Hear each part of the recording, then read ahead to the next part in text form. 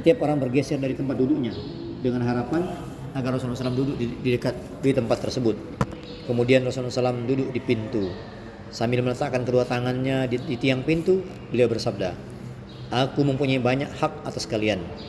Kepemimpinan selalu berada di tangan orang Quraisy selama mereka menjaga 3 perkara.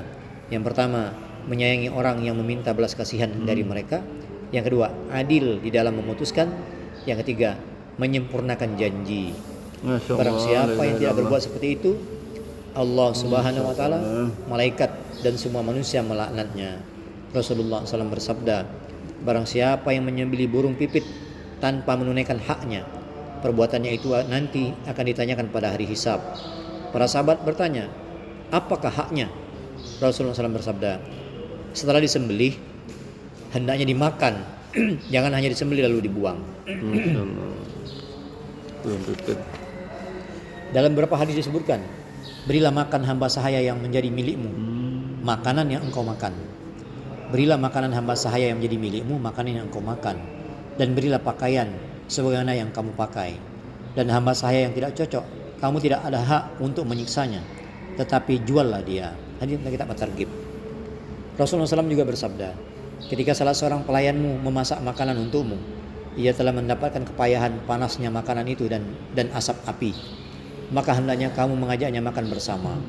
Jika makanan itu tidak begitu banyak hingga kamu tidak bisa mengajaknya makan bersama, maka berilah dia sedikit dari makanan itu." Dalam kitab Mishkat. Rasulullah SAW juga bersabda, "Berbuat baik kepada bawahan itu diberkahi, dan berakhlak buruk kepada mereka merupakan bencana."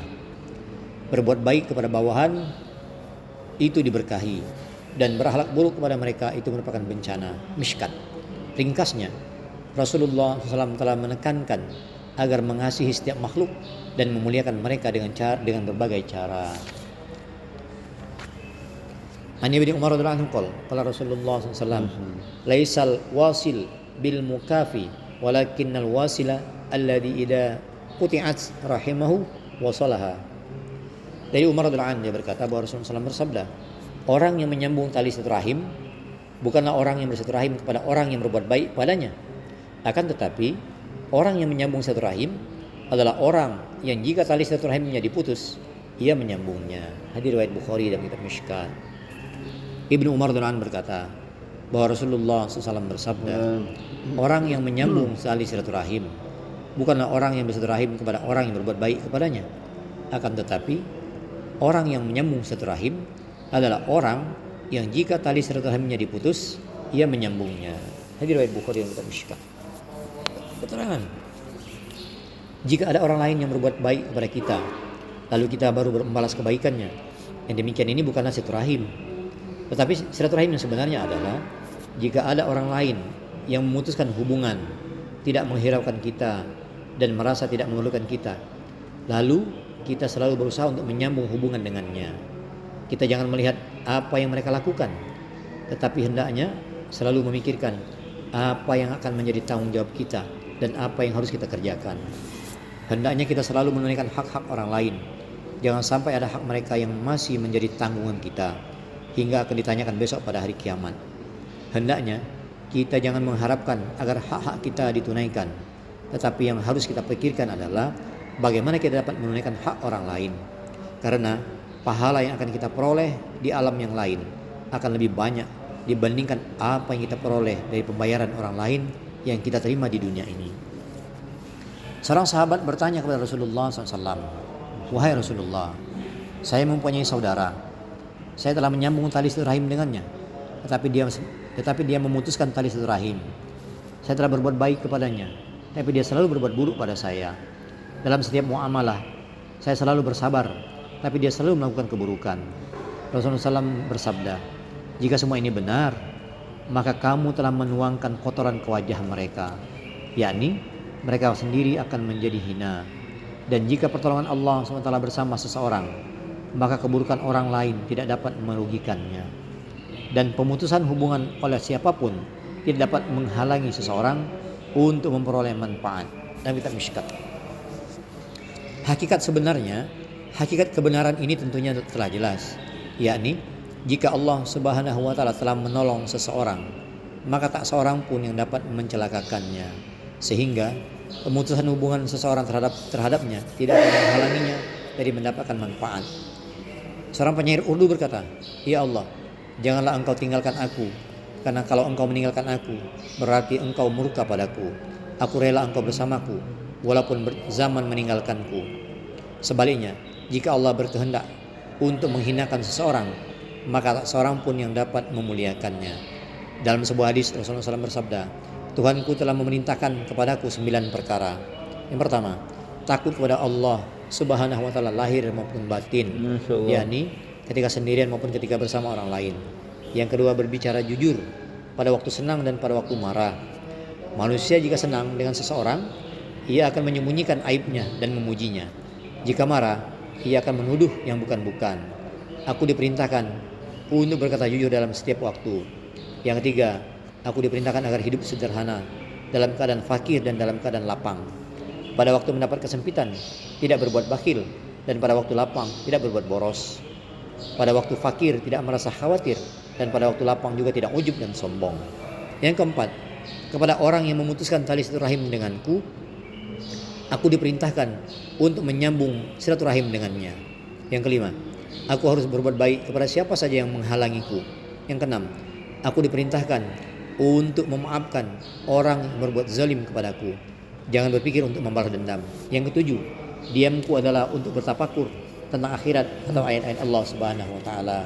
Yang ke-8, bicaraku adalah zikrullah, untuk bertasbih atau untuk menerangkan hukum-hukum Allah Subhanahu wa ta'ala. Pandanganku adalah pandangan untuk mengambil pelajaran, yakni apa saja yang beliau lihat selalu jadikan ibrah. Yang ke-10, aku harus memerintahkan kepada kebaikan, mishkat. Jika di depan disebutkan 9 perkara, tetapi dalam perinciannya menjadi 10.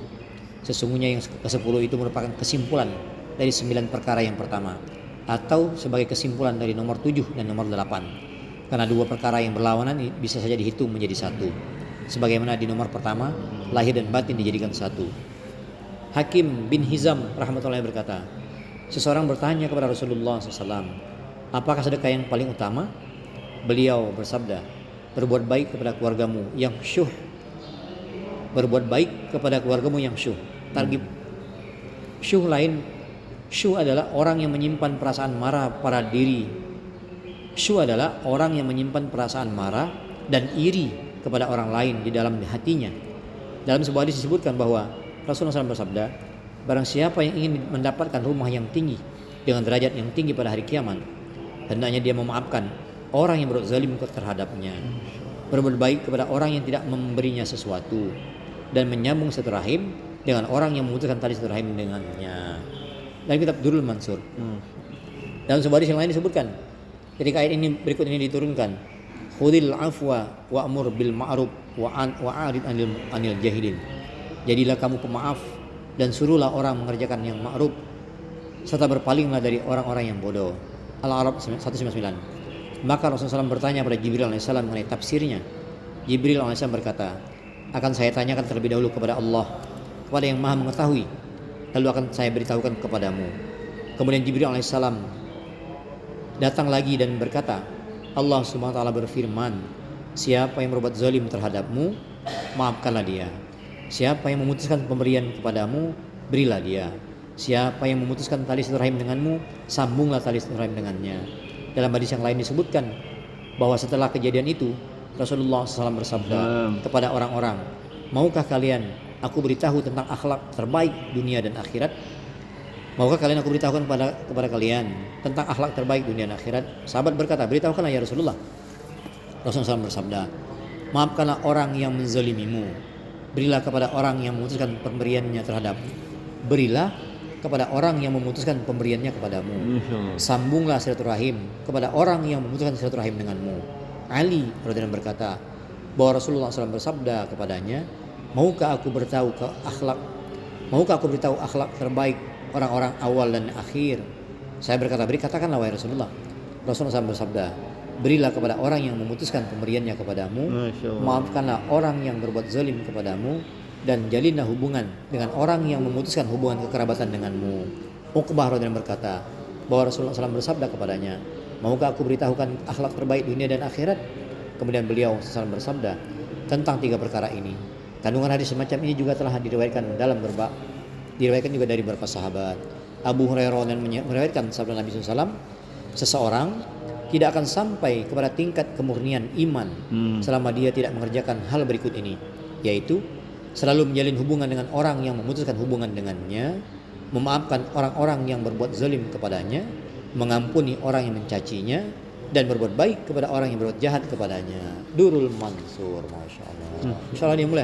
Insya Allah. Apa yang kita baca menjadikan iktibar dengan amal yang menyampaikan. Insya Allah. Ngajak 15 menit.